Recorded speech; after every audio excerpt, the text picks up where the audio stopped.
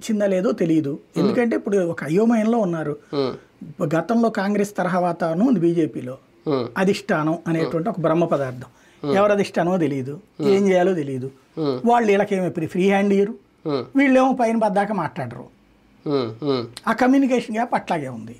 ఇప్పుడు మామూలుగా అయితే కనుక ఈ నామినేటెడ్ పోస్టులు వస్తున్నప్పుడు ఇప్పటికే పురంధేశ్వరి, మంత్రి సత్యకుమార్ యాదవ్, శ్రీనివాస్ వర్మ వీళ్ళ ముగ్గురు కలిసి వెళ్ళి కూర్చుని చంద్రబాబు గారితో మాకు ఎన్ని ఇస్తున్నారండి అని కనుక్కొని, ఏ ఏ ఫార్ములాలు ఇస్తున్నారని కనుక్కొని, ఎన్నెన్ని పోస్టులు ఉంటాయన్నది కనుక్కొని, ఆ తర్వాత మా వాళ్ళు ఇదిగో అని చెప్పి వీళ్ళు ఒక లిస్ట్ తయారు చేసి అధిష్టానానికి ఇదిగోండి అని చెప్పాలి. అడిగారు అసలు వెళ్ళలాగా చెప్తున్నది అదే. అసలు ఎవడు పట్టించుకుంటున్నారంట, అదేం జరగట్లేదు కానీ ఫైనల్ చేసేది ఎవరు? బీజేపీలో ఒకవేళ నిజంగా 15% ఇస్తారని అనుకుందాం. అంటే పురంధేశ్వరి గారు ఫైనల్ చేస్తారా? పార్టీ పరిస్థితి ఎట్టుందో ఎవరికి తెలియట్లేదు.